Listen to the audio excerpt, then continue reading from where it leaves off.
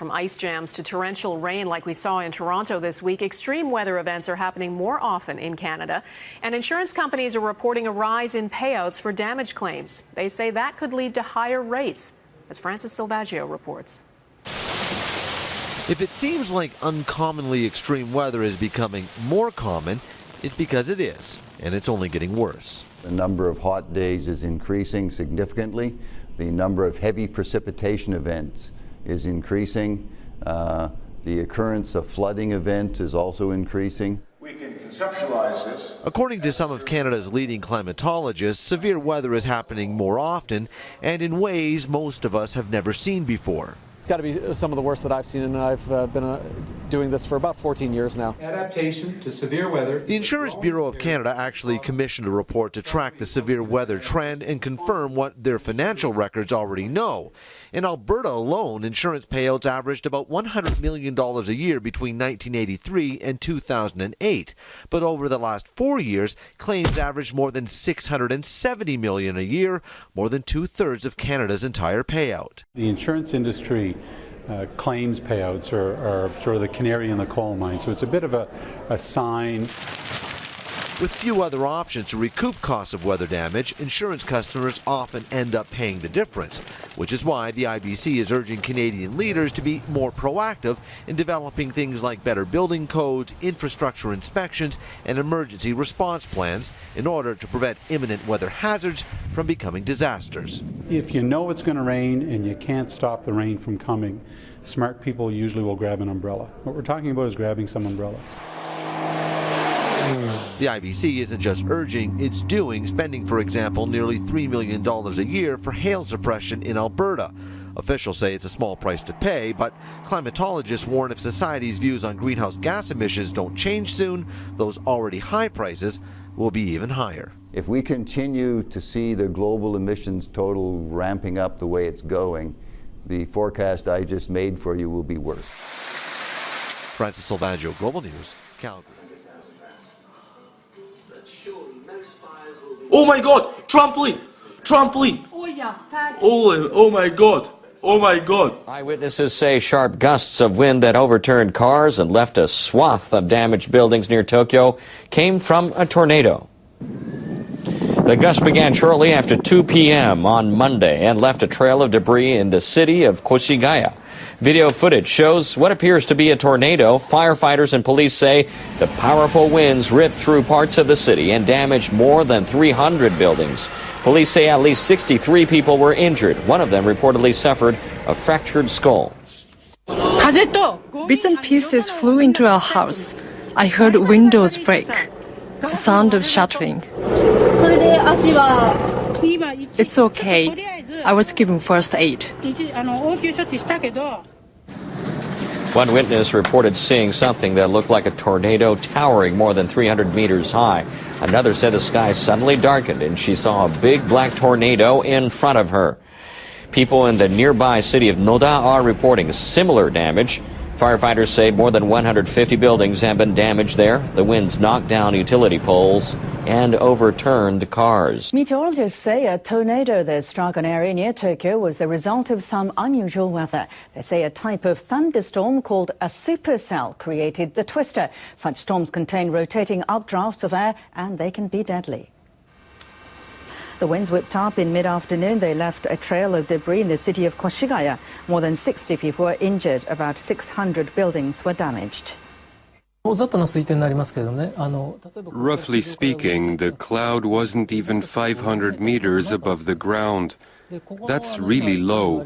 The funnel measured somewhere between 50 to 100 meters across.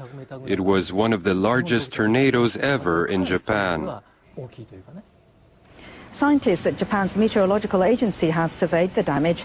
They've determined the tornado's strength. They say it measured 1 or higher on a scale between 0 and 5. The scientists say a level 1 tornado packs winds of about 120 to 175.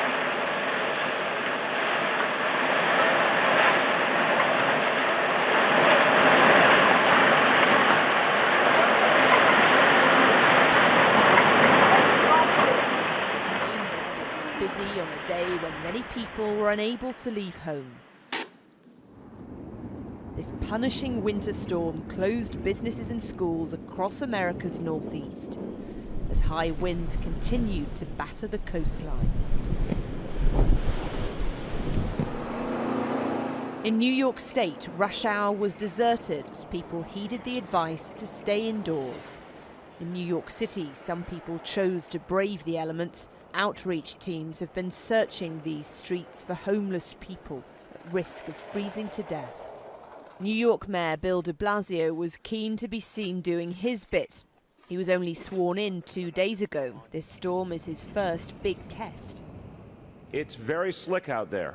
It's hard to drive out there. There's the wind, the ice, there's a lot of blowing snow still, so that's going to affect visibility. If you do not need to travel today, please stay home.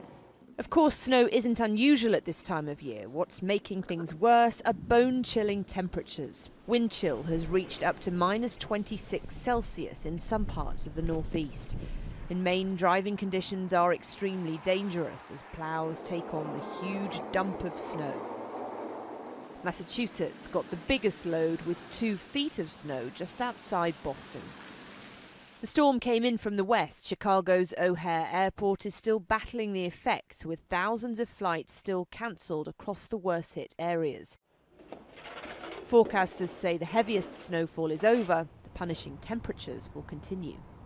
Amanda Walker, Sky News, Washington.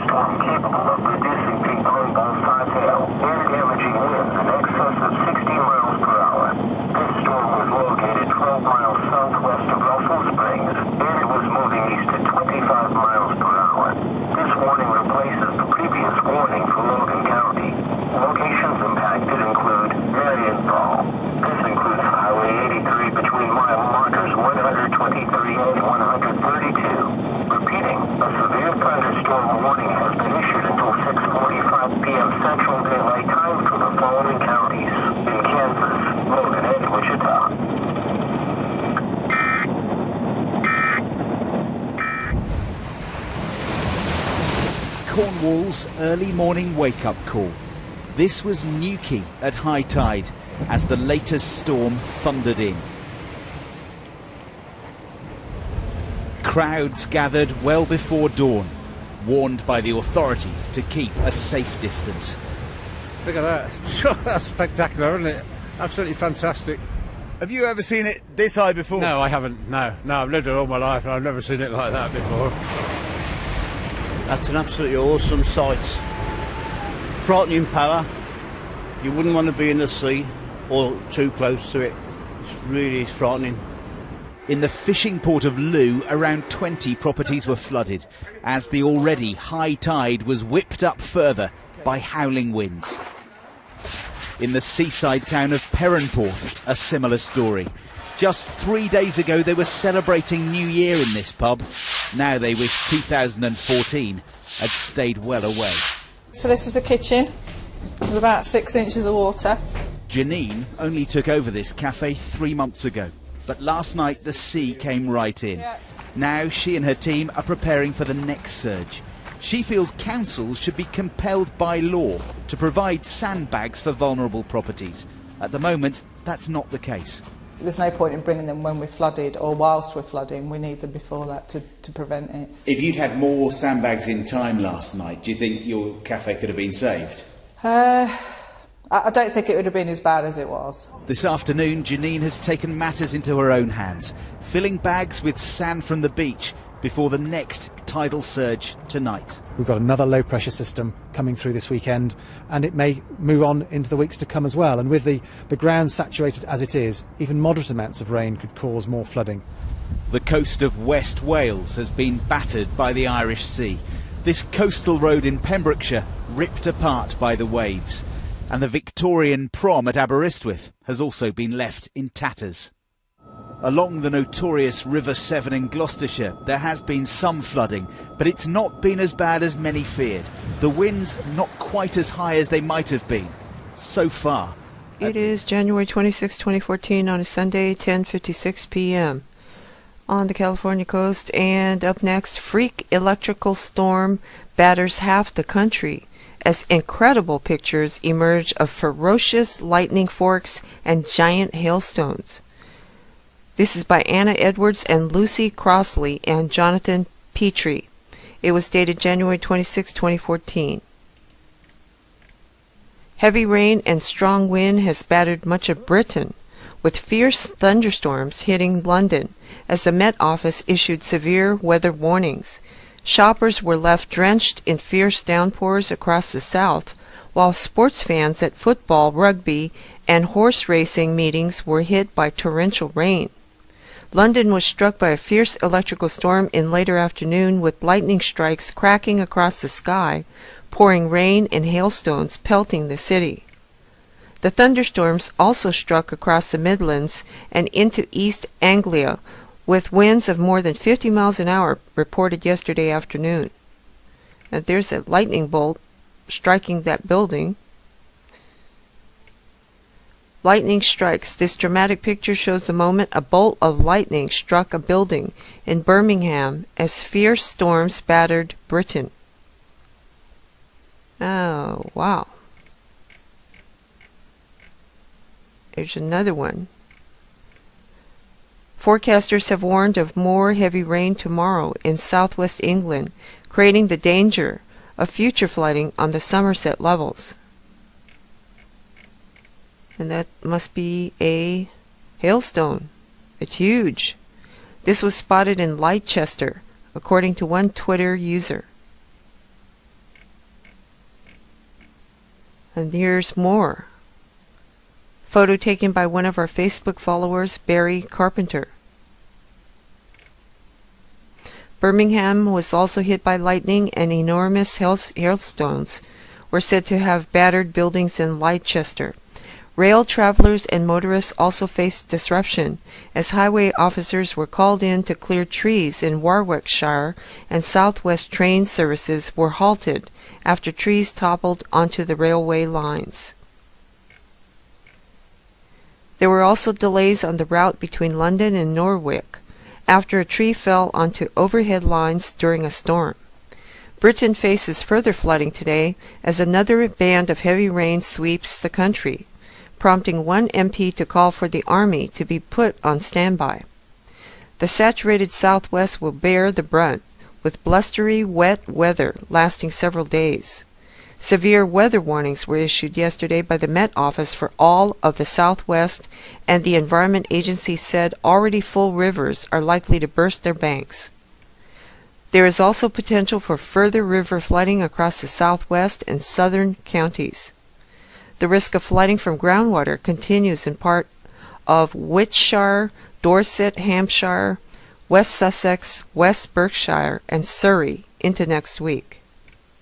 Low-lying areas of Somerset, where villages have been only reachable by boat for a month, will be particularly hard hit. The county is nearing breaking point, its council leader John Osman warned. Okay, and you can read more on that. There's the 3-day forecast to your right. Tomorrow, the south will have light rain, gales in the southwest, minimum 6 Celsius, maximum 8 Celsius. The north will have heavy rain, windy, possible gales. And those are the minimums and maximums. Tuesday, the south windy with rain across most areas, and the north will have rain, some dry periods, windy in the east, and so on. All right, folks, severe weather with giant hailstones. Look at that. and lightning bolts. This one struck a building. That's going to do it for now. Please stay safe. Pink Cold has out. descended on the central United States with some of the lowest temperatures in over 20 years. The extreme weather has killed 16 people in the U.S. and around 9,000 flights have been canceled. Schools and businesses had to close in Green Bay, Wisconsin because of the ice-cold weather. In Indianapolis, temperatures dropped to a freezing minus 23 degrees Celsius. The 16 fatalities were mostly caused by traffic accidents, and the extreme weather is still threatening lives. سیل و رانش زمین در استان سیچوان چین تاکنون 40 نفر زیر گل و لای دفن و بیش از 500,000 نفر هم آواره شد.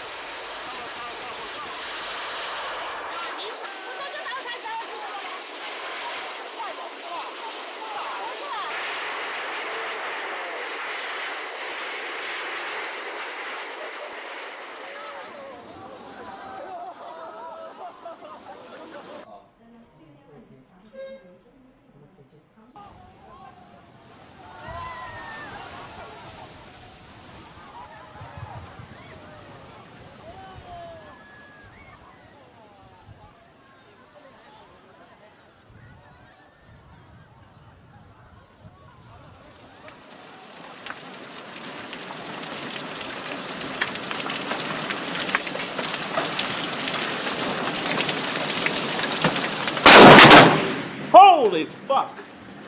I felt the fucking shockwave from that. I felt the shockwave. That was close. And I got that on film. Oh my god.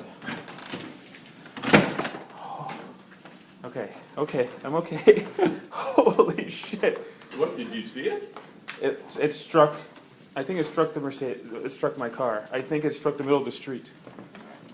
It hit like the middle of the street. Oh my god. Lightning struck the middle of the That was street? a light. Look at the tree. It hit the tree. It blew it apart.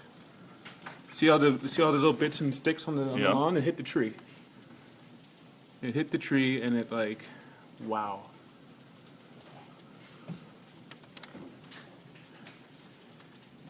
What did I do to piss off God so much? Holy crap. You might be able to sell that to the newspapers or the news channels. Yeah.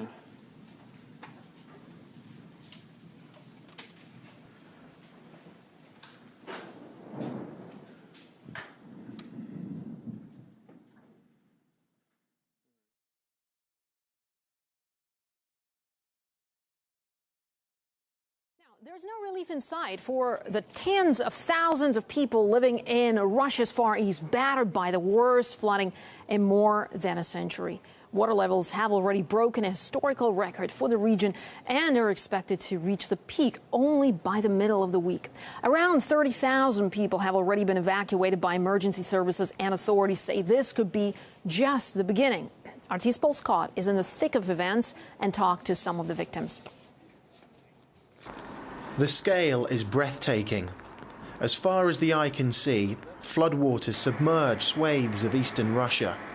Homes destroyed and livelihoods ruined. Water beneath me is 3 meters deep, and all around you can just see rooftops and treetops sticking out from above the water. We've even just come across one couple who were preparing their dinner on the roof, some of the steadfast few who at the moment have refused to leave their homes. This is the island of Vladimirovka. Most of the residents have been evacuated to safety, forced out by the deluge. But some have simply refused to leave, preferring instead to brave it out. Meet Alexei. For 2 weeks now, he's been living in his attic with his brother Slava and cat Surma. We have to travel to dry land by boats to meet my wife, who brings us food from the city. I have to stay here to try and save what I can. There's no other place we can live. A little later on, we spot a couple. They need to reinforce their roof and get help from the emergency services that we're travelling with. It's an attempt to keep out the worst floods in the region in over 100 years.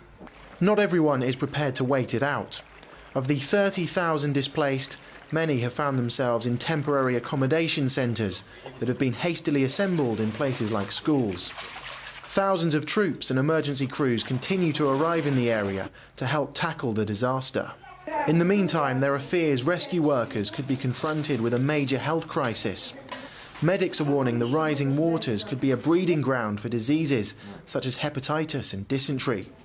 But for the time being, local officials maintain they're getting all the support they need. We're receiving a lot of help from emergency crews sent in by Moscow. Groups of rescue workers arrived with boats and other equipment to give us a hand. Although the authorities' handling of the crisis has been praised up to now, the worst could still lay ahead, with more rain expected in the next few days. One of the main areas of concern are the hydroelectric power stations, which are straining against a critical mass of water, threatening to send millions more tons down onto the already devastated region. Paul Scott. Hi everybody, today is November 16th, 2013. Makes me wonder why this flooding in the Middle East is not all over the news. Makes me wonder if it's biblical about adverse weather. This is an image from Tel Aviv. This here is an image from Amman, the Jordanian capital. This is from Beirut. It says a Palestinian woman on the west bank of Jenin. Here is some Israeli soldiers on Mount Hermon on the Syrian border of the Golan Heights. Tel Aviv. More flooding in Tel Aviv. This here is the Al-Fawr refugee camp between the border of Syria and Lebanon. The Al-Zatari refugee camp near the border with Syria. This is in eastern Lebanon. Kfar Kara in central Israel. Amman, Jordan. This also is from Amman, Jordan. Beirut. Kfar Kara in central Israel. This is an image of a mosque in Jerusalem, Old City. Beirut, Lebanon. Banias, Israel. A southern Lebanese city, Sidon. Amman, Jordan. This is from the capital of Jordan, Amman. Jerusalem. West Bank city of Ramallah. These images were put on the Telegraph UK. I'll give you a link if you want to look at them. But it makes me wonder why this has not been on the news, this flooding. Alright, bookmark my site. I'll keep you up to date. Please stay safe, and I'll talk to you later. God bless you. On a Sunday, 8:56 p.m. Pacific Time. Up next, 45 sinkholes open in Koski, Nepal. 50 families displaced so far. This is by disasterreport.com, dated December 1st, 2013. At least 45 sinkholes have been reported in Armala in Koski district of Nepal. Sinkholes in Armala VDC of Koski district have displaced more than 50 families in a week. Sinkholes have swallowed several houses, including household belongings like tables, chairs, kitchen utensils, and gas cylinders. Nearby Riverdale School has also been closed due to the threat of sinkholes. Ujjalo Online reported. Geologists have concluded that Koski, Nepal sinkholes have been caused by a result of haphazard construction of buildings. Related post, Nepal Natural Catastrophes 2013, if you wish to check that out. Wow. That is pretty deep. Comment. And then, of course, we shall have some more of the official go back to sleep, nothing's out of the ordinary comments, blaming the infrastructure. Oh, sure. This is a part of a report compiled by myrepublica.com. A report prepared by the Geology Department in 1998 had concluded that the area is not safe for human settlement. The department had also urged the local authorities not to allow the local residents to construct more than one-story buildings in the area. Locals turned a deaf ear to the advice and went on to erect up to 3-story buildings. Well, they sure don't listen very well, do they? Nope. And there's a sinkhole picture right there. Is this a haphazard building of a field? Similar report is prepared by ekantipur.com too. Meanwhile, the Nepal Risk Reduction Consortium, a unique platform launched in 2010 bringing together diverse partners working in disaster risk management in the country, has stated that urban populations are increasing people's vulnerability to natural disasters. specifically earthquakes, as urbanization is being done in a haphazard manner, with little planning and poor infrastructure. The concept of urban risk reduction is relatively new in the disaster risk reduction field, the consortium said. Okay, so we talked about this before, folks. We've done a lot of sinkhole reports. What do you think is happening here in Nepal? Infrastructure or earth changes being affected by, and I'd like to hear what you think. Please post at the bottom of the video your opinions or comments, and let's take a closer look at the sinkhole or sinkholes. I see two of them in this photograph here, this one and this one. Yep, that's a sinkhole, all right. Well, guys, I don't know if it's ever going to get light enough to film. This is my Sunday morning out. This is my trailer, which is actually the water has.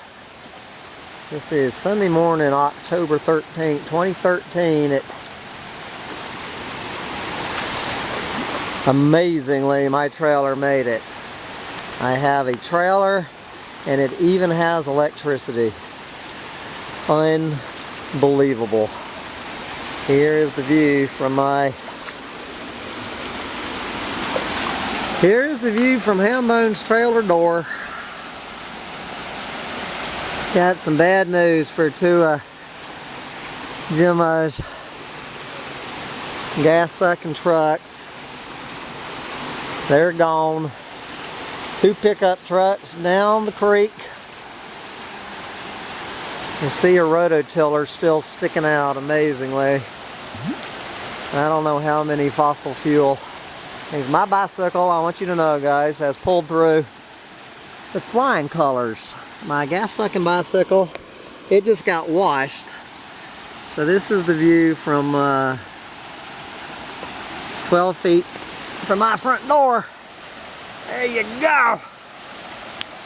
Oh yeah, it looks like the neighbor's garage. This building here, this white building, started its journey in 1998. When last time it did this, in 1998. So 15 years ago, that white building went from next door. There we go, and there's Aaron taking a picture of Hambone, taking a picture of Aaron. There you go. The little doll has made it on top of the tree. She got pretty nervous.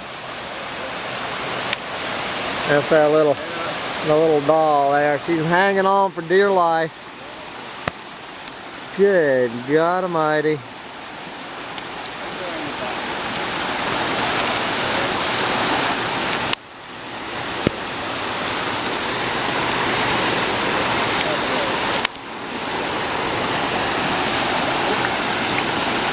So your trailer's taking it pretty bad. You got what? It's totally flooded inside. I was floating. That's why it was already 10 inches deep by the time I woke up, because my bed was floating and it was raining. And when I was calling your ass? Yeah, when you were calling. And you were still asleep?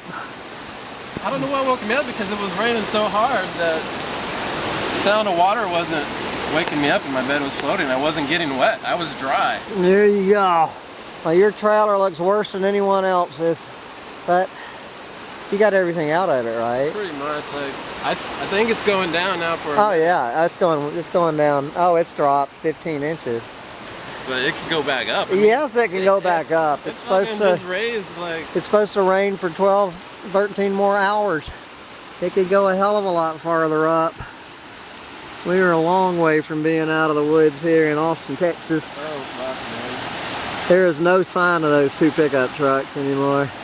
What is that big white thing down there? Do we even know? I don't know. Oh, so that's the refrigerator, because the refrigerator took out the wall of the pavilion.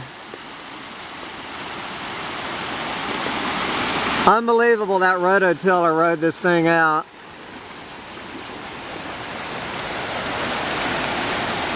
There you go. Life in the end times.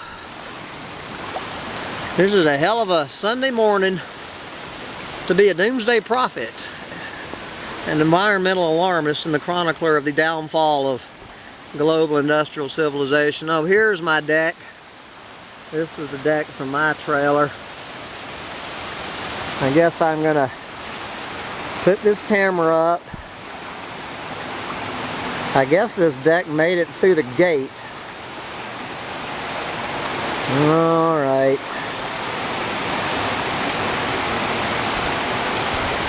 There's this scene. Good Lord. There's our community kitchen. Sans a refrigerator. And the refrigerator went, knocked out the whole wall with it. Unbelievably, the roof is still standing. But the community kitchen is gone. And here comes another line of thunderstorms. Smoke 'em if you got 'em, guys. You want to know what if you want to know what climate change looks like, you don't need to go to some typhoon in India today. You just need to come to South Austin, Texas, and look at Hambone's trailer. Because this is the view from South Austin, Texas. And I'm going to put this camera up and grab my deck. Here's your old end times chronicler. I don't have to go far on this Sunday morning to chronicle the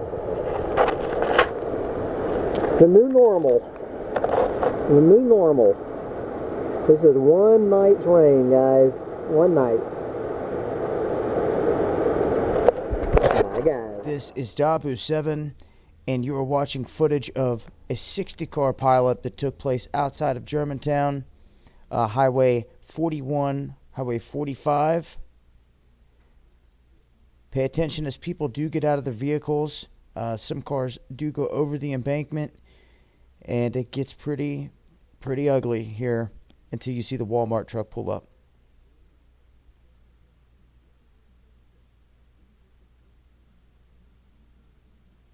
Now, there is no audio on this. This came from the Department of Transportation. They caught this on one of their cameras and released it.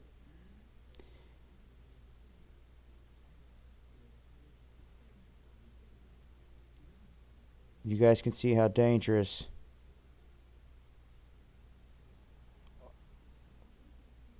this whole situation can be, especially when they're standing out here.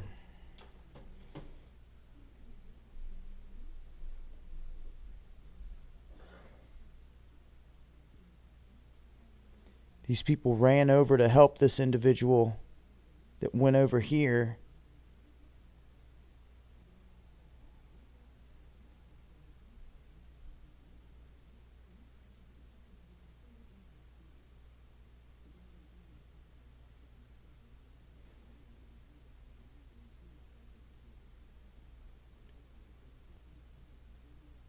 And a lot of these people seem to be speeding, you know, not using caution, that's for sure, in approaching this area. The ones that are causing, you know, most of the problems here in these clips.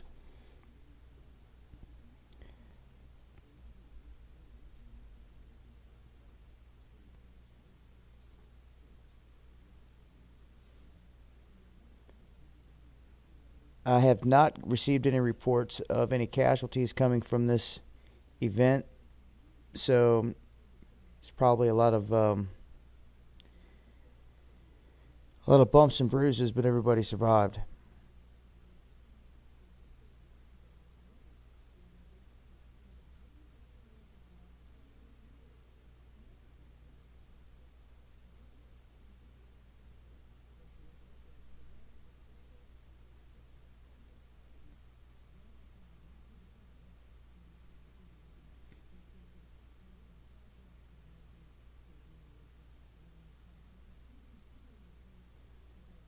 can see how fast some of these people are coming through this area. So they wreck up here, run off the side of the road. That vehicle just got hit. Hoping all the people out of it.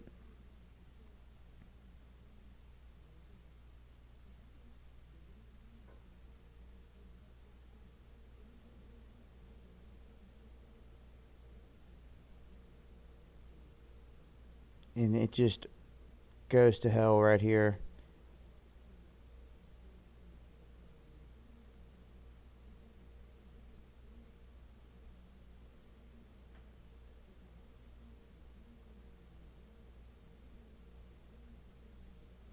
Ah.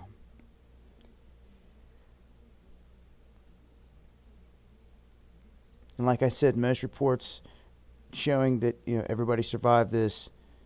As you can see, the Walmart truck pulling up. And this last couple vehicles coming in right there. Just nailed everybody over here.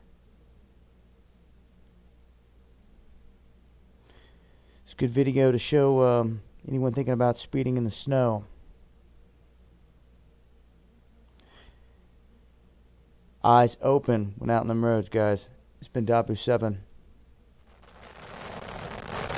Sitting right there on World News.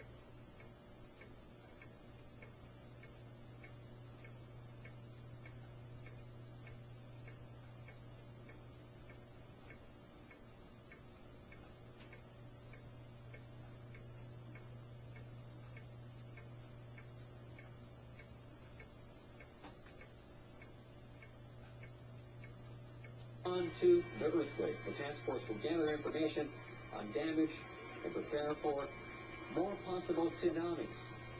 Japan's Foreign Minister Takeaki Matsumoto has ordered his officials to start preparing to accept foreign assistance. He has also told them to check on the safety of foreigners living here in Japan. The Pacific Tsunami Warning Center has issued a tsunami warning not just for Japan.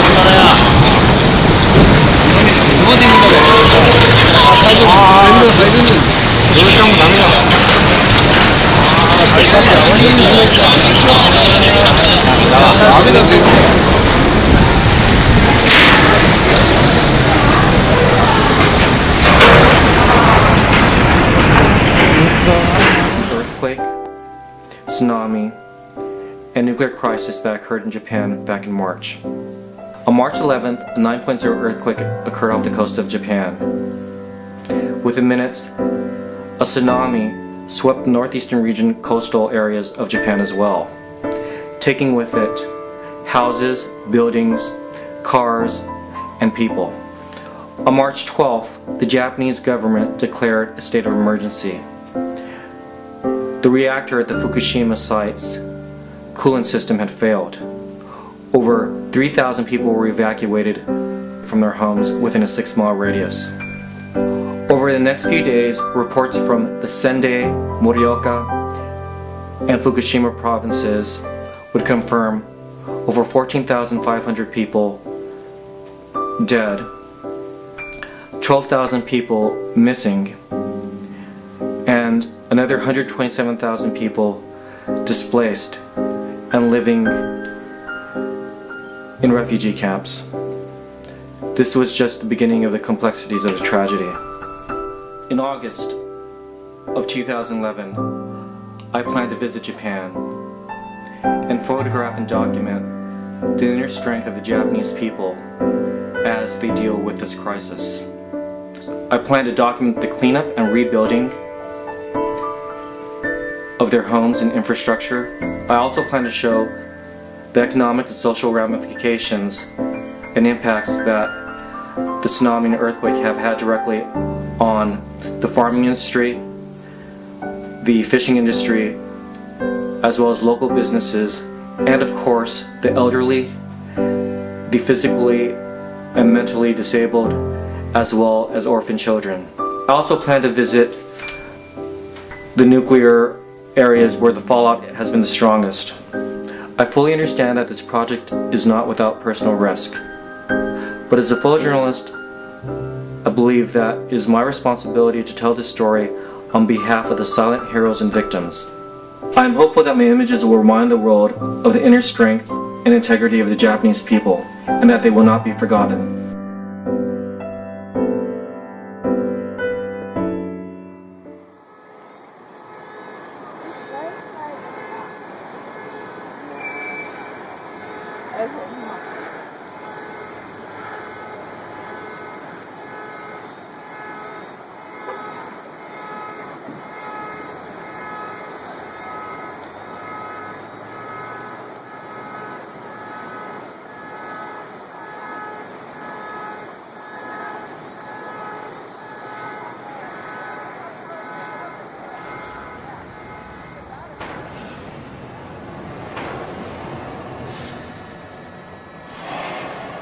This Japanese film almost never saw the light of day.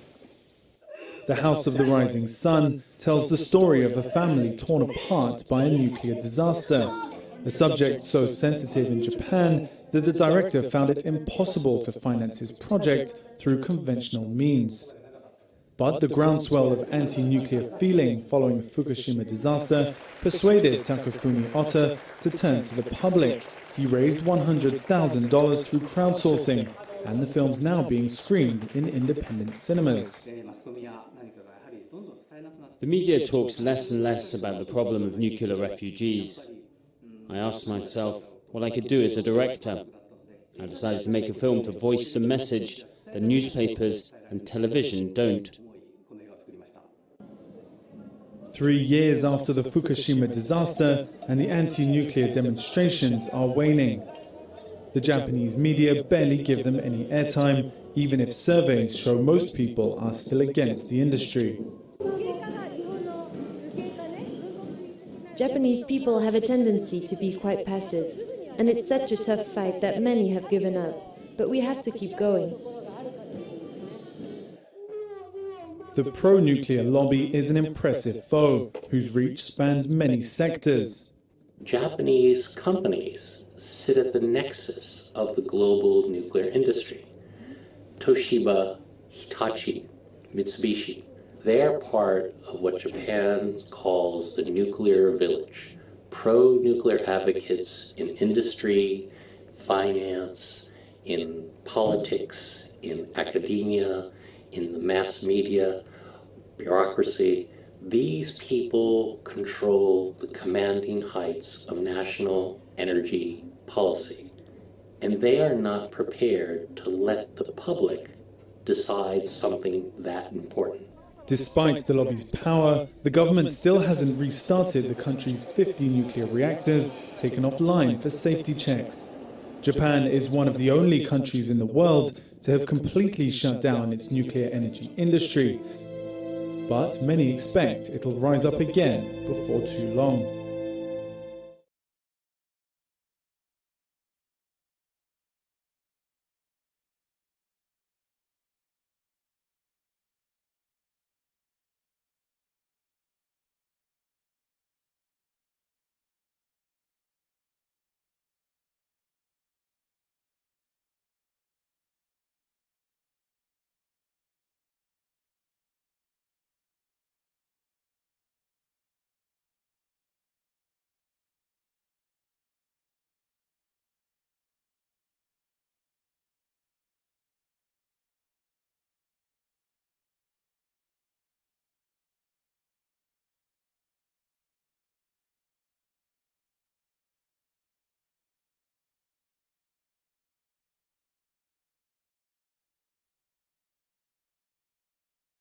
What we found was that one of the biggest cities in the disaster zone outside of Fukushima had become a hiring hub for homeless men that are being paid below minimum wage to go and work in decontamination, clean up basically nuclear waste sites in Fukushima affected by the meltdowns 3 years ago. And who's in charge? Who's hiring?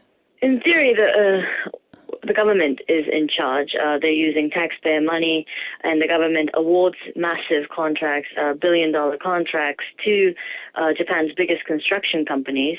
The 733 firms involved in the 10 most contaminated areas. The government is supposed to be in charge of oversight. The Ministry of Environment, which has very little experience with public works projects of this scale. But in reality, on the ground, our interviews with workers and actual contractors and illegal brokers that are hiring the homeless, they all say that there is very little oversight on the ground.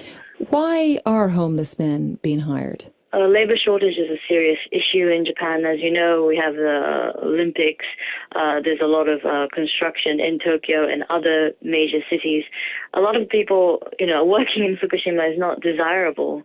If you could work in Osaka or Tokyo and constructing, big mansions, you don't want to go and clean up nuclear fallout in Fukushima.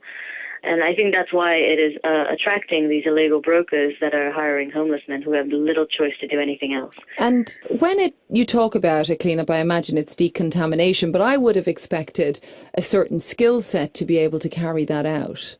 Sure. I mean, it's an unprecedented project, but it really does not, on the ground, it does not require a lot of skill. What they're trying to do, what they're doing is very, menial tasks like cutting grass on the ground, scrubbing down houses, hosing down driveways, anything that could bring the radiation levels down. So the work actually is menial, but the problem is that the radiation levels are still high in many of these townships, and they're exposing homeless men with very little knowledge about radiation dangers and sending them into these work sites. So what has the government response been to this report then? The government response is that they advise the contractors to oversee the process and to make sure that the contractors are, taking care of the workers. There has been no specific comment so far. I mean, homeless men in Japan were responsible for building some of the nuclear plants in this country and maintaining them. But now, the radiation levels are much higher, and Japan, the government, is not doing anything so far to protect them. So you've given us what the government has said, or perhaps not said, really. What about the Japanese people? Do they care? I think they do. I mean, there's been a string of bad news inside the plant and outside. A lot of residents are waiting on this cleanup work to finish so that they can, return to their homes or decide what their future is going to look like. A lot of people are in limbo. So, of course, but do they care? I mean, the about these men that are being exploited, from what you tell me. I do think they care. I think a lot of people are surprised by this happening, but they also find it inevitable. There's a level of apathy in the Japanese public, I think, towards news about Fukushima because it just keeps getting worse.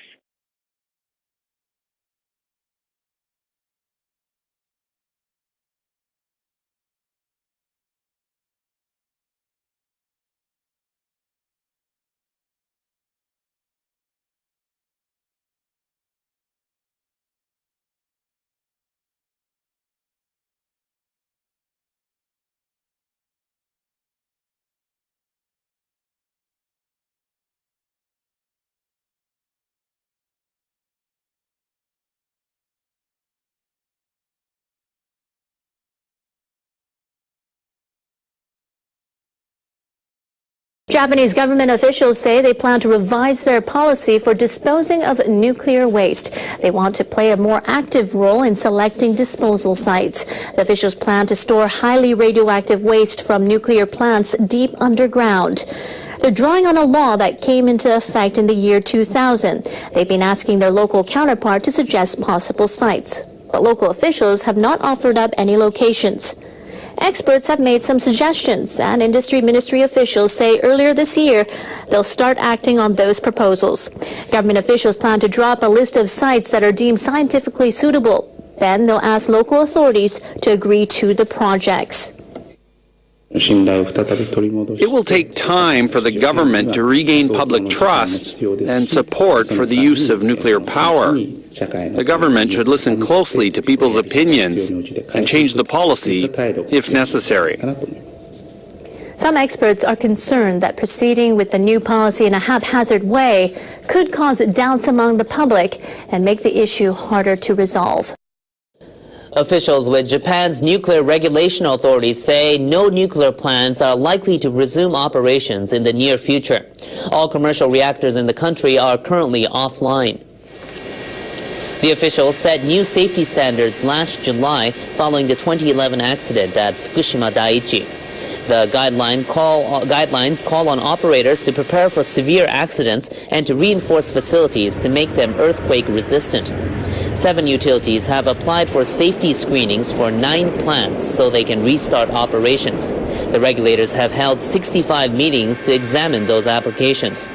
They say none of the plants is ready to go back online because operators have not appropriately renewed their estimations of the scale of possible earthquakes. Utilities want to restart the reactors as soon as possible because the cost of importing fuel for thermal power generation is straining their bottom lines.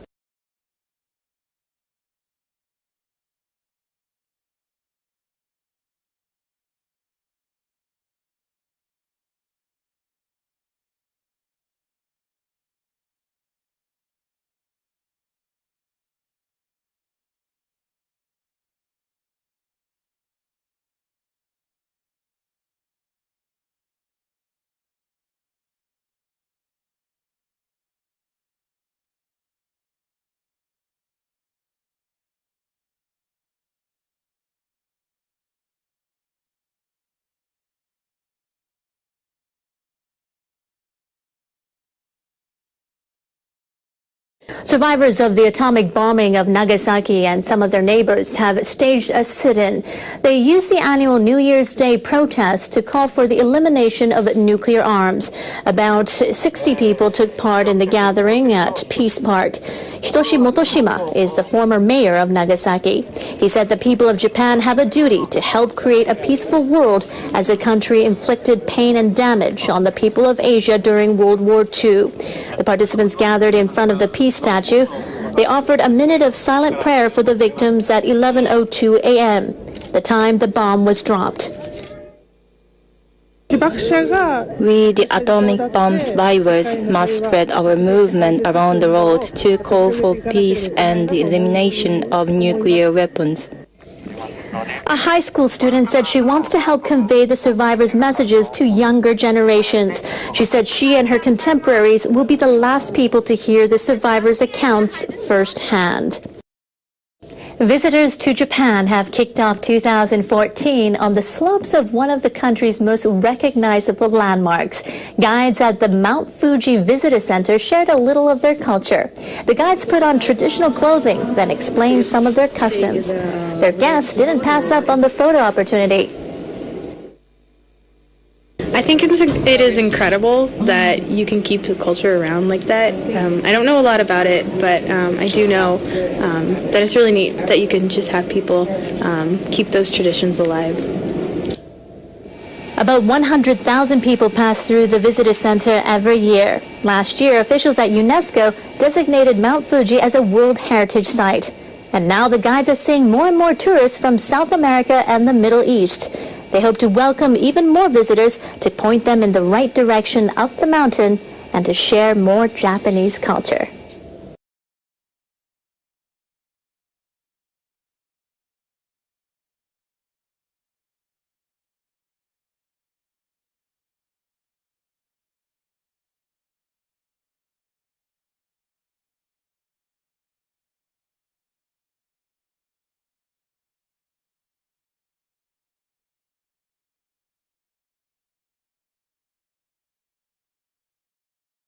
Japanese shipbuilders are going the way of people who make cars and airplanes. They're making ships that are more fuel efficient.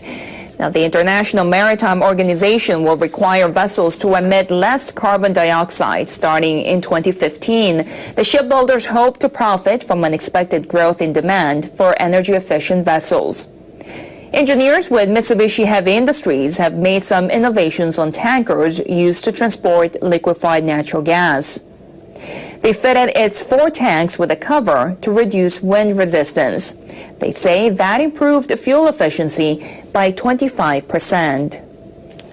And engineers with Mitsui Engineering and Shipbuilding are turning to the wind in their efforts to save fuel. They're developing metal sails so they can use wind power help propel large ships. It's very important for us to survive in the global market. By making advances in technology, we're putting a lot of effort, especially into researching CO2 reductions and energy savings. The genetic modification of crops, and the over 10,000 different chemical compounds the average person can come into contact with every day. We must now deal with the dark and very real specter. In fact, we are dealing with it already. The specter of radiation and radioactivity in our food and our environment. Dr. Blaylock is one of the great physicians and healers of our times, and first put us on notice that we must become proactive about what we eat and what we drink with his legendary book, Excitotoxins, The Taste That Kills. He has gone on from there to produce a downpour of life-saving information. Again, his latest article is posted on Newsmax.com and linked through the radiation feature box at Rense.com. This issue of radiation is something that perplexes many Americans because, tragically and unfortunately, the government is doing what the government does so very well. They're not doing their job. They're not telling us, they're not keeping us informed, advised, or up to date and educated about what this threat is and how serious we need to take it. All we can do is look at the stories I'm able to pull together and a few other good journalists, and they suggest that there is radioactivity, they say too low, of course, to make a difference, in green leafy vegetables, in milk, cesium in Vermont milk, most especially concerning, iodine in California and Washington milk. So where are we, Dr. Blaylock, on this, in your opinion? How serious is it? How serious might it get? Well, the radiation is sort of doing the same thing. It's staying in a tight plume as it drifts across the ocean heading towards the United States. And the levels that we're seeing now, interestingly, the eastern United States, some of its locales have higher radiation levels than the West Coast. That comes as a great shock to many people. They don't think that way. They think in a linear fashion, west to east, and it just doesn't work that way. And it's again because it's up into the upper atmosphere. It's in a tight plume. As it passes over, say, California and gets to Philadelphia, and then it rains, then that upper atmosphere radiation concentrates deeper inland. So you're going to have spots, you're going to have areas in the United States in which you're going to have much higher radiation levels. But until we get enough people doing independent radiation testing, and I think that's going to start coming out. It's sort of like what happened in the Gulf BP oil spill. Independent biologists began to go in there and look, and they refuted everything the government was saying. Because the government immediately said, well, the beaches are pristine and the water's clear, and the FDA finds no oil in the seafood. Well, that's a little trick of the language there. Well, it leaves me beyond outraged as it does you and too many people to count. The Gulf Coast. That's right. And the oil breakdown products and the dispersant products are not even being measured in the seafood. So they can say, well, we're not finding oil in the seafood because they just do a sniff test. They just smell the food, the shrimp and the crab, and if they don't smell oil, but these products, these breakdown products, are odorless.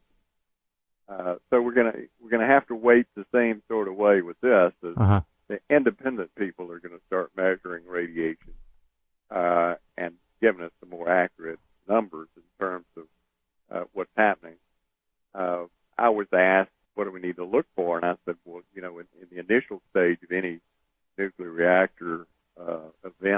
this, or a nuclear bomb, your first episode is going to be particulate matter that's radioactive. So your vegetables are going to be dusted with it on the outside. It's a matter of washing them off in the beginning. But once it soaks into the soil, then this radioactive material is taken up to the inside the plant, and you can't remove it. Right, just like herbicides and pesticides and too many other things to count, right? Exactly. So, and the same thing in animals. You know, the animals are going to eat the grass and the grains, and they're going to take the radiation into the meat. The fish, all this radioactive water being dumped. You know, again, people are saying, well, you know, say 12 million gallons of radioactive water sounds like a lot, but not compared to the ocean.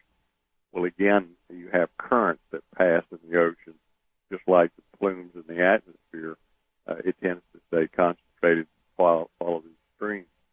So the animal life is going to be taking up the radiation. As the radiation and radioactivity leave Japan, they don't diminish, folks, with the exception of radioactive iodine. That's the only one. It's got a very short half-life that will decay in a 7 or 8 day journey over here. That's about the half-life of it. But the rest of it, the cesium and all the others, no, many years. And they are just as strong here as when they left there. And it's a tragic commentary on our times, Dr. Blaylock, that we have to consider our government to be essentially our enemy when it comes to protecting our health and welfare. But that is a fact. Well, yeah, I mean, again, if you parallel Katrina, here the people were dying of thirst, they were starving, and the response of the government, the local government, was to refuse to let them leave the city at gunpoint. They would shoot them if they tried to leave the city. Doesn't get any more blatant than that. So, you know, it gets pretty scary in these emergencies, and we had things happen in the state of Mississippi, which had even more devastating effect of the hurricane in New Orleans. New Orleans got all the attention, but it rarely ended up on the television, and people didn't know that these things were happening, but it just turned into anarchy. Getting back to the radiation material, the important thing that I'm seeing out of this is when the government starts talking about this, they talk only of iodine-131, and mainly for the reasons you pointed out. It has an extremely short half-life, about 8 days. Exactly. So 2 weeks or 3 weeks, most of that's going to be dissipated in very low levels. Your real danger is the long half-life, like cesium-134, cesium-137, strontium-90, plutonium, you know, which have half-lives of 29, 30 years, and plutonium 24,000 years. So we're talking about types of radiation that can ruin huge areas for hundreds, if not thousands of years, make it uninhabitable. When all of this happened in Chernobyl, and I did a rather intense study of Chernobyl many years ago, it was interesting that not only did the Soviet government cover it up, but the governments in the West tried to keep it as quiet as they could as well. And when they had helicopters measuring radiation levels and air currents, they measured only iodine-131, and they were not keeping records of the longer-lasting isotopes. Later studies clearly showed that millions of square miles of Europe was contaminated with these long-lasting radioisotopes. Well, we're seeing the same thing here. They're measuring iodine-131. They're ignoring the longer isotopes, but we're picking them up in the United States in water systems, the drinking water, in the milk and the cheese. Once it enters the milk, you know, then it's in the animal's meat, then it's in the cheese and the butter and all the things that are made, the dairy products begin to show contamination levels. Now, these levels aren't high enough to produce acute radiation sickness or any acute effect that you're going to notice. The real danger is the long-term effects, the chronic radiation effects. Now, one of the things they've geared up to cover themselves in this event is they start putting out the stories about radiation hormesis, trying to imply that, well, actually low-level radiation is good for you. And I've looked at a lot of that literature and the people that were writing the articles about it. I wrote an article refuting what they said to a large degree. I said, if you have the perfect diet and the perfect genetics, then hormesis is real. But in a country like the United States where most people don't eat good diets, there's a lot of chronic illness. There's a great number of people with DNA repair defects. Hormesis is not going to protect you. And this chronic low-level radiation is going to produce a significant increase in disease.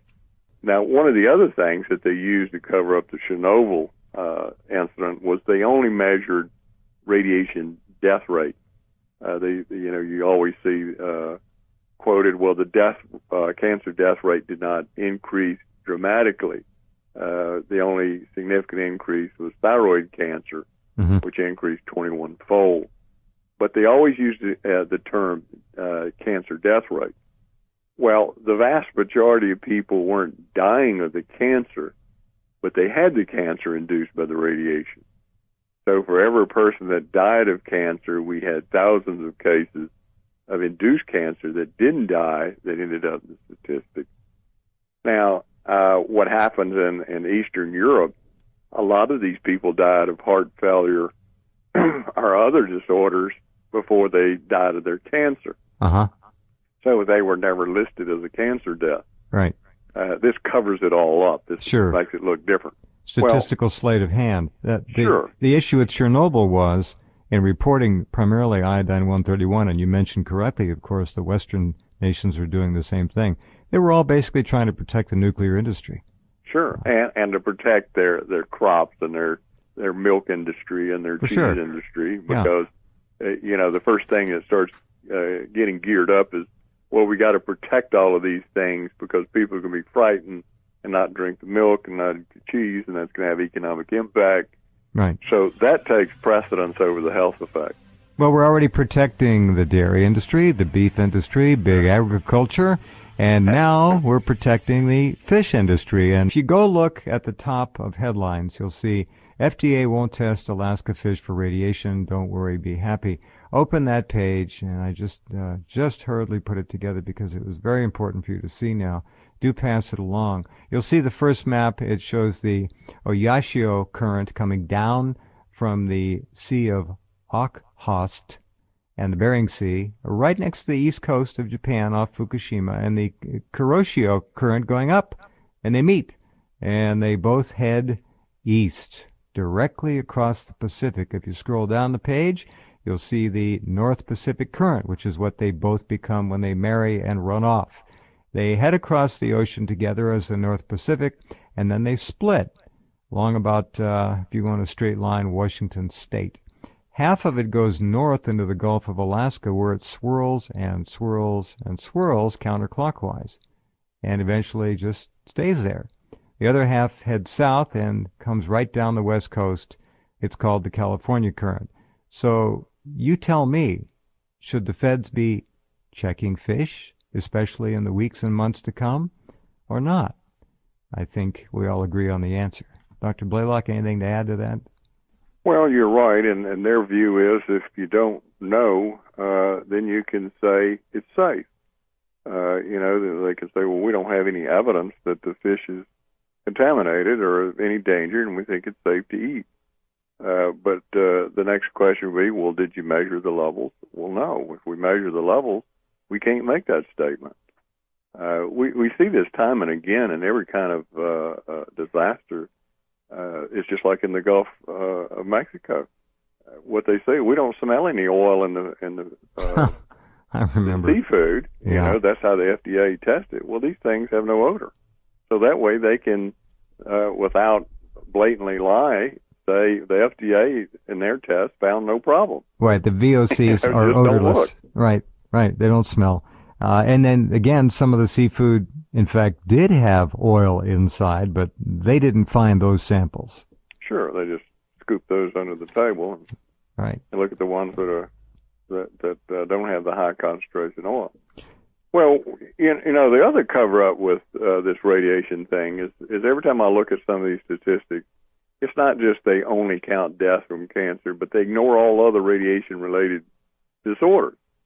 And if you know anything about radiation exposure, particularly chronic low-level radiation, the other problems you have is an increased birth defect. Now, when you look in Europe, particularly the western part of Europe, Norway, Sweden, Hungary, Czech Republic, you see a dramatic increase in birth defects in children that were born of parents during that period and are being born now.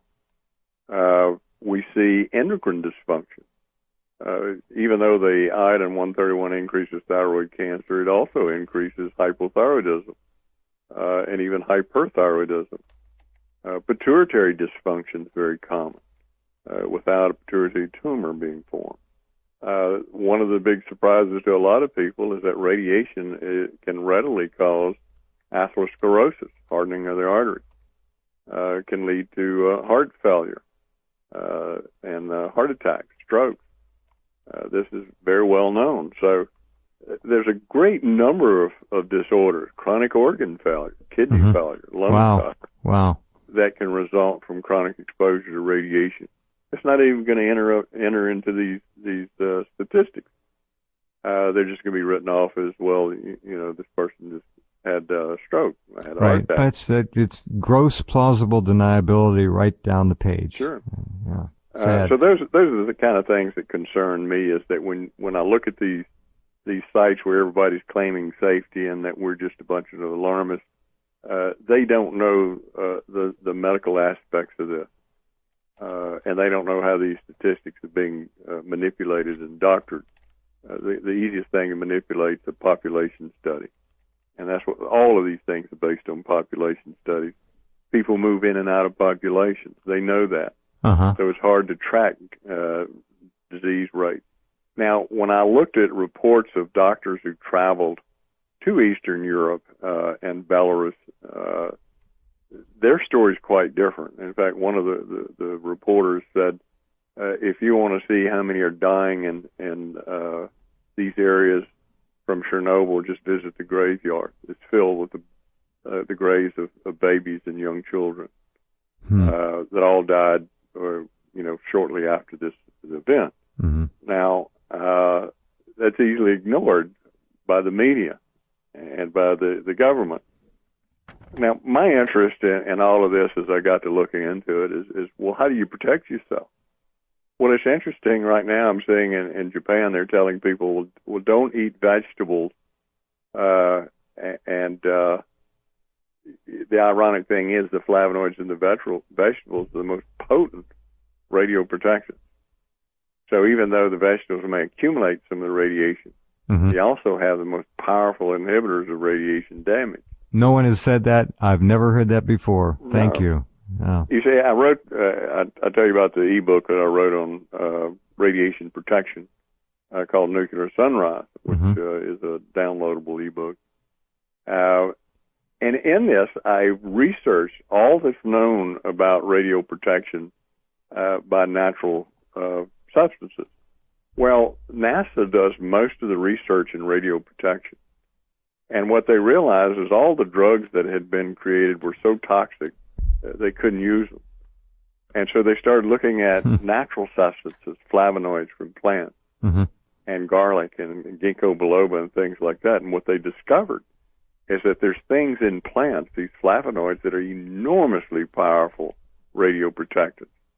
For instance, ginkgo biloba has been shown to contain components that protect the DNA, the most sensitive part of it, of this radiation damage. Ginger not only protected the DNA, but it protected animals against massive exposure to gamma radiation, the most damaging of all. Really? What kind of a dose a day are we talking about of ginkgo? Well, we're talking about the doses that people take for health effects. 250, 360 milligrams a day. And that gives significant radio protection. Curcumin, the extract from the spice turmeric, is an enormously powerful radioprotectant. What about garlic, Dr. Blittle? Garlic is a very powerful radioprotectant. Quercetin, ellagic acid, pomegranate extract, which is very high in ellagic acid. Alpha-lipoic acid? Alpha-lipoic acid. In fact, that was one of the projects they did in Chernobyl. They went over there and they measured clastogenic factors, which are protein oxidized products in people who are exposed to radiation. These levels rise very high. And so they gave these children and young people alpha-lipoic acid. Their levels returned to normal, even below normal. So it was enormously protective. So there's a great number of these products that are being found to protect the most sensitive tissues in the body and the most sensitive part of the cell, the DNA. You also mentioned resveratrol. I want to make sure we got that out on the table, too. Yeah, resveratrol is a very potent radioprotectant. And in a dose about 200 milligrams twice a day. Hesperidin was found to be very protective of the DNA in a dose of about 6 grams a day, which is not an unusual dose. And you've got very, very powerful protection against radiation damage to your DNA and bone marrow. Well, that's your most sensitive tissue. Your most sensitive tissue in radiation exposure is the brain, the GI tract, and the hemopoietic system, or the blood-forming organ. And all of these compounds are found to be incredibly protective of these tissues. It used to be when they started out, they looked at vitamin E and vitamin C. Well, they're way down the scale compared to these compounds. Vitamin E is considered just a modest radioprotectant. Vitamin C is a little bit more powerful protecting, and together they're have a synergistic protection. But when you compare them to things like curcumin and quercetin, there's just no comparison. Wow. And this is all in your book? It's all in the book, tells the dose, how it works. The e-booklet is written based on nuclear terrorism, but I talk about Katrina, how that was handled, hospitalization, what people can do in terms of their food, how to prepare their food, how to protect their foods, what foods to choose to give you the greatest protection, how to purify your water. One of the things that's never mentioned, and I'm doing a lot of research in this area now, is nano-scaled neurotoxic metals. For instance, if you compare the toxicity of aluminum as regular particulate aluminum to nanoscaled aluminum, that is nano-sized particles of aluminum, the nano-size is hundreds of times more toxic to the brain and every organ. Goes where it wants to go. Yeah. And nano-sized particles from these reactors, the smaller the particle, the more harmful it is, the more damaging. The easier it can reach the nucleus of the cell. Another trick that is often used is the feds will say something like, well, you'd have to drink 900 liters of milk a day, and if you did, you'll get the same amount of radiation you'd get on a cross-country airplane flight. See, that's apples and oranges. Exterior exposure is not the same as ingestion, is it? Well, the real false, and they use that with the TSA radiation, and I wrote about that. When you talk about being radiated in an airplane flight, that's the radiation over your entire body. So you have to break that down into the radiation exposure per square centimeter of tissue, which then is enormously small. Now, when you consume milk with strontium-90 in it, that strontium-90 accumulates in your bone tissue, which is right next to your bone marrow. So it's not evenly distributed in your body. It's concentrated. And it continues to concentrate. Every time you drink milk, more of it accumulates. And it stays there. Right. And the half-life of strontium-90 is 30 years. So it's going to be there your entire lifetime, radiating in a small area of concentration, which is going to put you at a greater risk, far greater than flying in an airplane. So that's a deception. they know it. I mean, everybody that knows anything about radiation and biological tissue knows that. But they know the general public doesn't know. And so it's convenient for everybody to use that site. In my opinion, it's the best site, period. An estimate 276 quadrillion. A quadrillion is 1,000 million becquerels, which is disintegrations, of cesium-137 entering the Fukushima basements. That's quite the headline, okay? That's April 29, 2013. April 29, 2011, there was 76 trillion becquerels of plutonium-239 released from the Fukushima. This is just a report. And that's 23,000 times higher than previously announced. 23,000, that's Neptunium went from 239 converted to plutonium-239. On October 26th, 2013, a physician says an interesting fact for the West Coast in new UN reports, 95% of the Fukushima discharge is transported in the Pacific. Water with nuclear fuel has been reported coming up from the ocean floor off the Fukushima coastline, August 26, 2013. 156 quadrillion becquerels of cesium-137. The total fallout for every atomic bomb test in history, seeping into the ocean, out of the ocean floor, I should say. 220 million becquerels per liter of cesium in the number 2 spent fuel. That's on August 28, 2011. 220 million becquerels per liter. So, on August 26, 2011, it was 300,000 plus becquerels per square meter of radioactive iodine deposited in areas near Tokyo before the end of March.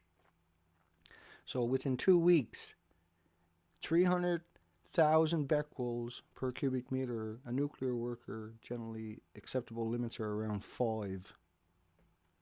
That's without zeros, okay, versus 300,000. On November 17, 2011, absorbed radiation doses of iodine-132 was 10 times higher than the iodine-131. Now, the iodine-131 has a half-life of about 7.5 days. Plus, iodine-132 is 9 times more effective at irradiating the thyroid glands. On December 3rd, 2013, all-time high radiation levels in the wells of Fukushima plant 40 meters from the Pacific, 1.1 billion becquerels of strontium-90. 1.1 million becquerels per cubic meter of strontium-90 and other beta emitters. And, of course, they fear the highly contaminated waters leaking into the ground and flowing into the sea.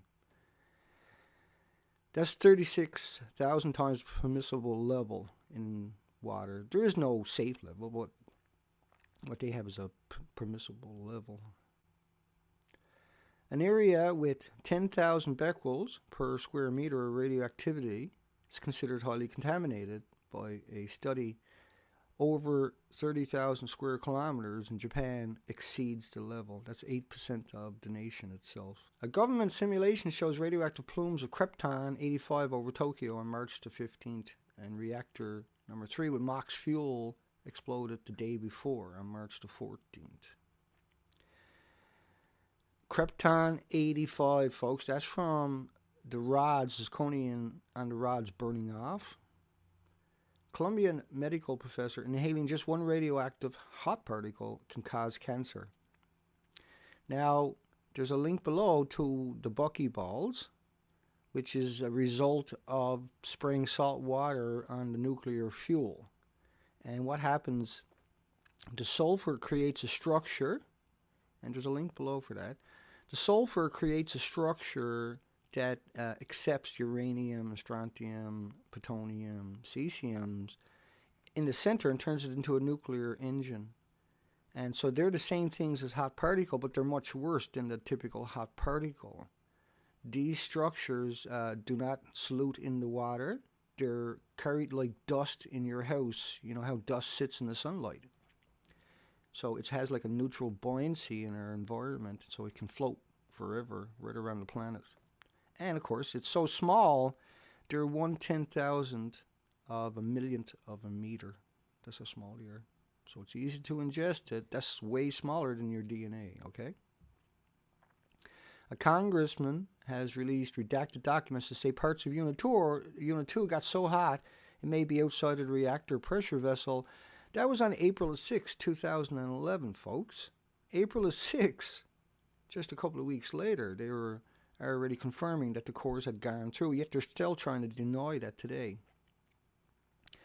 And on August 28, 2013, cracked floors in the Fukushima reactor are leaking into the groundwater, and that's rising and rising and rising due to TEPCO's wall and can no longer be stopped from getting in the ocean, but it turns the whole Earth around that site into mushland.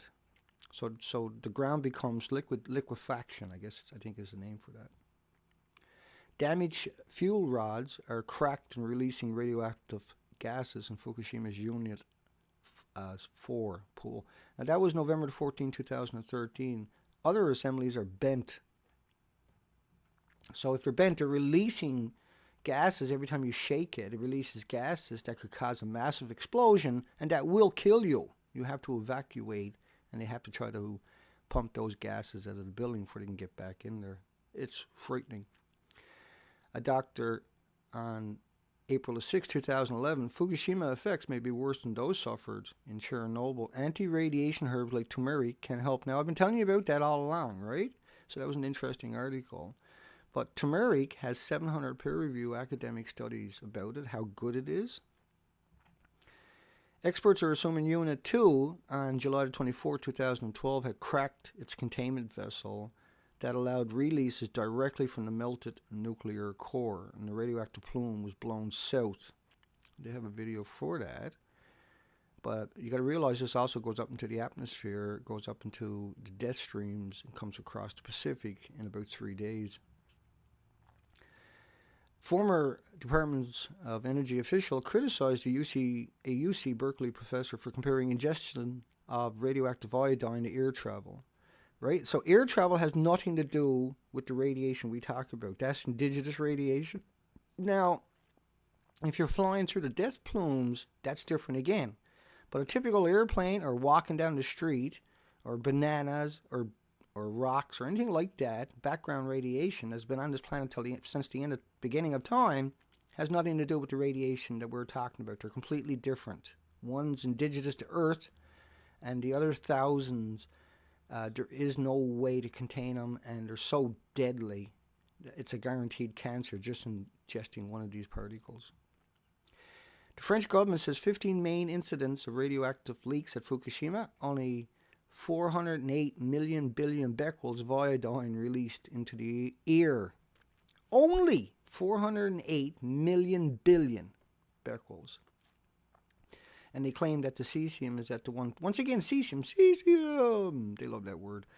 Forget about the plutonium, forget about the strontium, forget about the uranium, forget about all their family trees and all their disintegrations and all their manifestations of changing to other radioactive isotopes. Forget about all that. They always just want to concentrate on the cesium. But we do have a lot of these headlines with other stuff, thank goodness.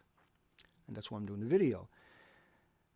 So over 4 million becquerels per cubic meter in a major city. Workers only allowed around 5 becquerels in a year. So imagine what, 4 million per cubic meter in a major city. It's frightening. So EU had funded the research. Fukushima's atmosphere release of 210 quadrillion, which is 1,000 million becquerels, once again, of cesium-137, forget about strontium, the plutonium, the uranium, is used as the upper bounds in the simulation. And they claim Chernobyl, which was 1/3 of any of the reactors' size, it was only a 30% meltdown, where these reactors are 100% meltdown, so that's an outright lie. It's many times higher than the 210 quadrillion. It's millions of quadrillions with an R, folks. That's 1,000 million millions. It's a million, thousand, million, millions is the better way to look at that. Fukushima released 100 quadrillion becquerels in the cesium into the atmosphere in just one day. And that was April 29, 2013. And on July the 18th, 2012, people inhaled up to 85,000 becquerels of radioactivity in just 4 hours, including iodine 131, of course, 132. There was uranium, plutonium, the strontiums, and all their family trees. You know, and then you had the max fuel is 2 million times from Unit 3. We'll just keep going here. Fukushima with radioactivity over 40 billion becquerels per kilogram. Now that was found 400 kilometers away in Tokyo, so that would mean 40 billion becquerels a kilogram material is all the way from Tokyo to Fukushima's prefecture. All the way in between, there's going to be these massive, unbelievable hot particles. The whole country is polluted. The entire country. The entire planet. Government simulation shows radioactive plumes of Krypton-85 over Tokyo on March the 15th. That's 4 days later from Reactor 3 with the MOX, which is 2 million times worse than any other reactor on the planet. So it's like 2 million melted reactors, but it's worse than that. Chernobyl was a 30% meltdown. It's 1/3 the size. It's different fuel. It was graphite. It had nothing to do with this kind of fuel we're talking about. But nevertheless, that would make it around 18 million times worse than Chernobyl. 18 million times. See, they don't want to put those numbers out there, but they are the real numbers. Gunnarsson said all of Japan is contaminated, and everybody agrees with him on December the 16th, just a week ago. Well, just a few days ago. The epidemic is just beginning. People are dying all over Japan, and they're hiding, they're skewing, they're mislabeling it, and they're not telling people. High contamination levels yet in the seawater off the Fukushima plant, 3,800 becquerels per liter of tritium. 3,800. So if you drink that, all your teeth will fall out in a matter of moments. Not only that, you won't be alive to know that when you hit the ground a few seconds later. It's mad what they're doing to our planet, what they've done to our planet, what they've done to every race on this planet, every life on this planet. Hospital says 40% of the Fukushima visitors show internal exposure to radiation. 40% of the people going to the hospital has internal radiation exposure. Serious internal radiation exposure, folks. And that was on June the 2nd, 2011, 40%. So what's it like now, 100%? Because that was 2011. That was 3 months after, not even 3 months after. And then again, December the 18th, yesterday, the IAEA, there's a leak not for distribution. Molten core suspected to have penetrated the Fukushima containment vessel. Now, we got lots of reports of that already, but that was an interesting one, that the IAEA had postulated that but never bothered telling us, which is a story we hear over and over and over. And then on June the 2nd, the IAEA admitted there was no such thing as a safe level of radiation. See, because this radiation got nothing to do with bananas, it's got nothing to do with the background radiation potatoes, it's got nothing to do with the background radiation of sunshine. These are totally different radiations. These will kill you so fast. Everything on the planet is acclimated to the sun. Everything on the planet is acclimated to the background indigenous radiation. These are not man-made isotopes. But the ones we're talking about are. The Independent had wrote why Fukushima is worse than Chernobyl. The truth is coming out 72,000 times worse than Hiroshima. 72,000 times worse than Hiroshima. 72,000 Hiroshima bombs. That's what they're saying. 72,000. Wrap your mind around that. Up to 93 billion becquerels a day may be still leaking into the Pacific. That was March the 15th. 93 billion disintegrations a second, all day, every day, still leaking into the Pacific from the Fukushima. Unbelievable. 100 becquerels a liter, 44% of the seawater in that harbor. See, this is the lies you got to watch out for. Just endless lies where they say the water in the harbor just stays there. That's impossible, okay? As a diver, commercial diver for 14 years, I can assure you that doesn't happen. Water cannot stay in your harbor. There's the ebb and flow every 6 hours. It's crazy that the people will even write that stuff. Japan Times. Fear marine life is being wiped out by nuclear material flowing, which it is. The experts warn of festering radioactive sores. Gee, I wonder what they mean by that. Japan Times on March 8, 2013. The walls are cracked below ground of Fukushima's reactors building, as if the damage above ground isn't enough to worry about. Oh, well, that was the earthquake that picked it up. And the pictures below, in the link below, you can download 2,146 of them, 1.64 gigabytes of these pictures. And they're in packages of 10, 15, 20 pictures in a zip file. And what you got to remember is that the damage is complete. Fukushima is dead in the water, period. And so is the water. On August the 2nd, 2013, a huge amount of radioactive tritium has been entering the ocean from Fukushima plant. Up to 40 trillion becquerels, claim TEPCO. They don't include the maze numbers. 40 trillion becquerels of tritium. Well, at least they're not talking about cesium, but the next ones are. An estimate of 60 billion becquerels of cesium-137, strontium-90. That's a great number. We like that one. See, they don't talk about that stuff very often, even though everybody understands it in the academic communities, are being discharged daily into the Pacific from the ditches at the north end of the reactors. From ditches! Open trenches. 60 billion becquerels of cesium-137 and strontium-90 every day. New breaches at the Fukushima flowing in the Pacific. New York Times is most likely radioactive particles scattered underground, possibly by explosion. Gee, you don't suppose? That was October 21st, 2013. And their LA Times, 60 billion becquerels going directly into the ocean every day. 60 billion. 60 billion. If they spread that over your community, you couldn't live in your community just that one day. Ever. Till the end of time. Land under Fukushima reactor buildings at risk of turning into liquids. Because the stuff is flowing up. The earth was fractured. The ocean flowed through all those fractured. And every time they have it, it's liquefaction. But every time they have an earthquake, it's much more worse again for that site, see? And they have many earthquakes every year. On October 15, 2011, there was a leaked TEPCO report, 120 billion becquerels of plutonium, 7.6 trillion becquerels of neptunium released in the first 100 hours. 100 hours. 120 billion becquerels of plutonium, 7.6 trillion becquerels of neptunium. That's insanity. That's insanity. Just one day of that stuff is insanity. That was 100 hours, the first 100 hours or something. It's madness.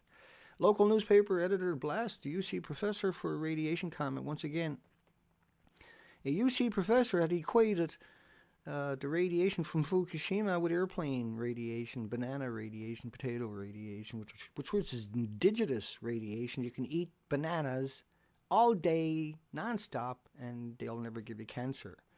But if you eat one banana with that kind of radiation from Fukushima, your teeth will fall out before you finish that banana. The military units were severely contaminated at the Fukushima. This was back on March 15, 2013. Story came out. They couldn't stand alongside of each other.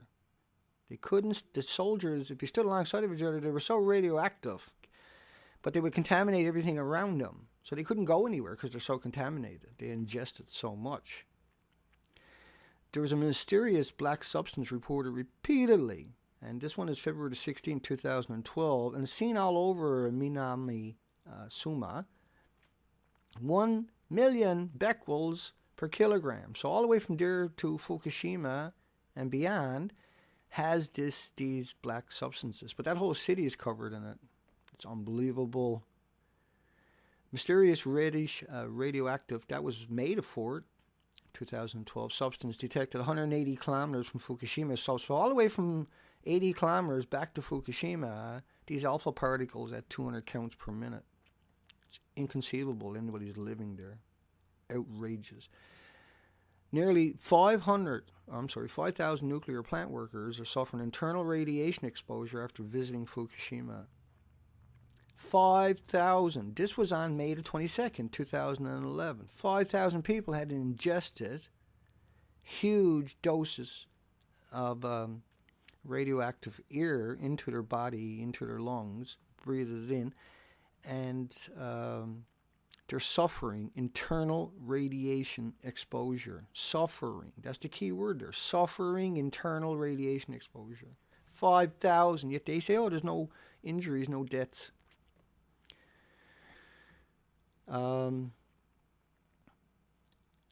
NISA mentions Neptunians 239 in August 2011 conference. It decays into plutonium-239, so 10 to the power of 17, 20 million becquerels, disintegrations per second. It's mad. It's mad math, you know, all of this stuff, and that's why I'm doing this particular video. My video broke up so bad last night, you know, after 50 streams, and then my video wouldn't end even after I turned off the computer or disconnected everything. My video still streamed on. It was like they didn't want that video, which is the video you're watching now, on the internet. So now it's coming up with pictures. See how they like that one. The U.S. West Coast to be hard hit by Fukushima's ocean contamination. North Pacific currents will be transporting the radioactive material, and it comes right across the ocean. Smack, slams right into Canada, United States, Mexico, just destroys the ocean, the habitat, the breeding grounds, the continental shelves, the coastlines, the indigenous faunas, the floras. It's really bad, folks, what they have done to us, and they're not getting away with this. The NRC chairman back in October 27, 2011 says the core is on the floor. It's 9,000 degrees. It ain't going to sit on the floor, okay? But nevertheless, this is what they're saying. It's out of the containment vessel. It's possible the severely damaged melted nuclear fuel has migrated. What a nice word, migrated. Idiots. Outside the reactor vessel. I hate those words like that where they try to marginalize it. Who do they think they are?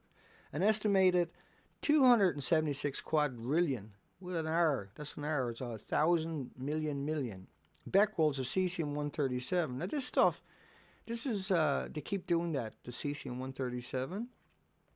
You really got to watch out for that, because you also got to take, when you hear those numbers, you got to take into consideration of the plutonium and the strontium and uranium, blah, blah, blah, and the weaponized industrial military complexes, isotopes that we don't know nothing about. They're locked up, and there's thousands of them.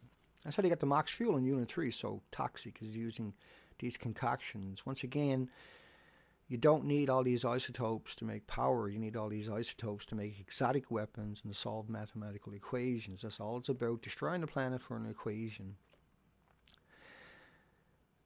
This was an update for February 17, 2012. Original mystery black substance was never tested. Much more radioactive than officials' black dust. And detectors showed 95,880 counts per minute. That's up to 60,000 counts per minute in beta and new alphas. Woohoo!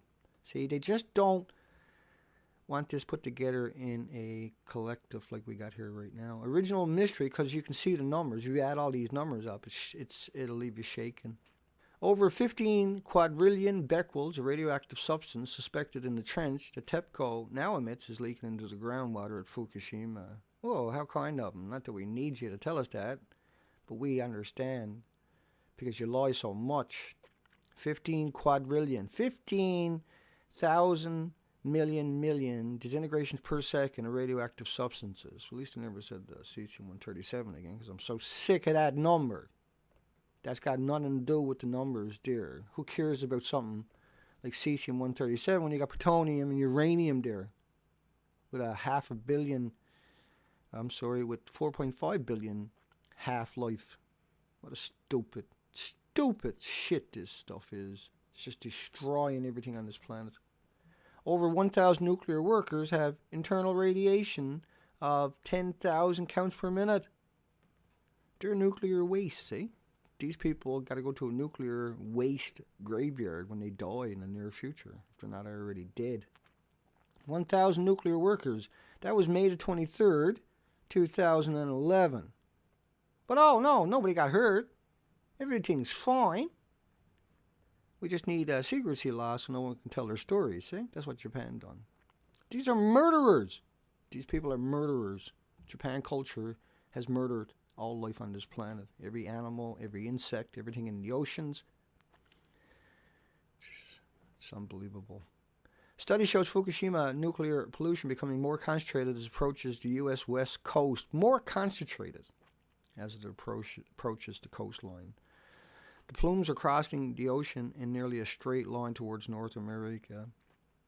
Man, and so the dispersal models and everything that goes with that. That was August the 20th, 2013. Radioactive particles from Fukushima like poison gas, except it's going to kill you in a few years. See, these hot particles, these buckyballs, they're not going to take 20 years to form cancers, okay? These counts are so high in your body, if you're exposed to that stuff, there is no escape from a sure death from that. And it's not going to take 2 or 3 or 4 or 5 years. That's actually what it's going to take at best, rather. It's not going to take the 20 or 30 years that people say cancers. This is different, see? You can't get away from this. You can't solve these equations when they're in your body. Radiation at reactor number 1 skyrocketed on May 23rd, 2001. Over 200 sieves. Now, if you get 25 sieverts, then you'll die in 2 weeks. So what's 200 going to do to you? Radiation in Fukushima's groundwater skyrocketed 3,500 times over the weekend, just 5 meters from the Pacific Ocean. That was 2 days ago. 3,500 times. And so we don't even know off the top of my head what the original numbers was, but whatever it was, it's times 3,500. 63,000 becquerels a liter, basically. 63,000 becquerels, disintegrations per second, in a liter. Imagine drinking that stuff. Well, you'll never know because you'll drop dead before you even lay the glass back down. It's frightening what's going on, and then the media is ignoring it. No one's trying to solve it. We have a society where we have at least a chance to try, but we're not even going to get a chance to try. And so radiation skyrockets to 100 sieverts an hour. Once again, 25 will kill you in 2 weeks' time. You'll die 2 weeks after a dose of that. And no one will know why. You won't even understand because you don't understand. And you were walking down the road and you went past this stuff and you got that dose. See, you'll never know about it.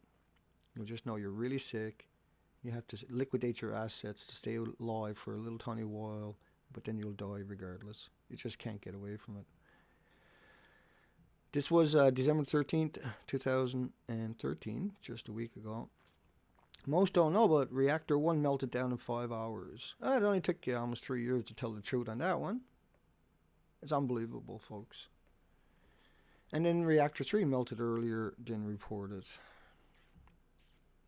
Canadian nuclear expert. Reactor is releasing 200 trillion becquerels of tritium every year. Becomes a part of your body and all living things, and it gives off the beta particles that produces the damage that can result in cancer. Gee. 200 trillion. See these numbers, right? Endless numbers. You won't hear Fox, you won't hear CNN, you won't hear BBC, you won't hear any of them talking about these numbers in context. On August 29, 2011, 76 trillion becquerels plutonium-239 released from Fukushima. That's 23,000 times higher. Once again, I covered that twice, I know. 23,000 times higher than previously announced. And that turned from Neptunium-239 to plutonium-239, right? That's how the conversion works. So then, and once it changes from there, it changes to another radioactive isotope, and then it'll disintegrate to another radioactive, what they call disintegration for some reason, like it's going to go away. They're just endless lawyers, endless bullshitters, endless manipulators. None of them stood up for planet Earth. Not one of them. All of them wanted a job. All of them wanted a pension. All of them wanted to be published. All of them sold their souls to take your soul and destroy it, to take everything you ever fought for, destroy your countries, your sovereignty. These people are monsters. 100% monsters. All nuclear scientists are friggin' monsters. Every fucking one of them. I fucking hate every one of them after reading all this here this morning. 31 minutes in and I'm screaming in my own head here right now. It's unbelievable. The numbers are unbelievable. Fucking monsters. I'm sorry. Router obtained secret Tokyo evacuation scenario. Fukushima reactors fail as spent fuel rods melt and mix with concrete and fall into the building. Let's keep going. I just hate their guts. Because of the numbers I got here. When you add these numbers up, it's just the most frightening thing imaginable. And the fuckers out there, right? Harvard and Yale and Berkeley and MIT and Stanford, Oxford, the Commonwealth. All these nuclear scientists, professors, they're owned by the lobbyists. These are the traitors to humanity. These are the very destruction of Earth. Every friggin' one of these people. Because all they do is lie and try to hide this so they can keep their job and keep their pension. They're truly 100% monsters. That's the only thing you can describe a nuclear physicist and professors as monsters. Period. Scientists, average person in Seattle breathes in 10 hot particles, radioactive particles a day. Every fucking day. But hey, no, don't worry. Media comes in and says, don't worry, but here's the scientist telling you, warning you, because they got no choice. And then all the media and all the other scientists don't pick up and stand behind them. I'm not saying all scientists are bad, because they didn't know. See, but now they know. Now they're afraid to speak out. And so, yeah, they're monsters.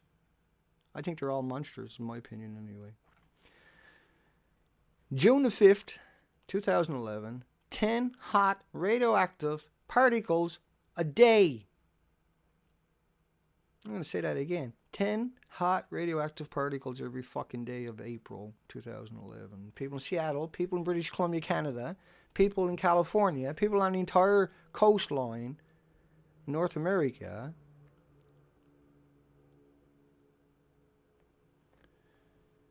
Fucking makes me sick. Just makes me sick here right now. I'm sick to my guts. I'm literally physically sick to my guts seeing what I'm looking at here. 10 hot radioactive particles a day. The children are walking to school. You know, people out shopping, the mailmen. Everybody that steps out their door and leaves their window open or door open or has air exchangers or just trying to breathe air. No, I mean, these people ultimately, they destroyed Earth so they can have their paycheck every fucking week. Destroyed Earth so they can have a paycheck. Destroyed Earth so they can wear a suit and a tie. Destroyed Earth so they can have a little office in a shitty, crappy, stupid environment where they continue to destroy Earth.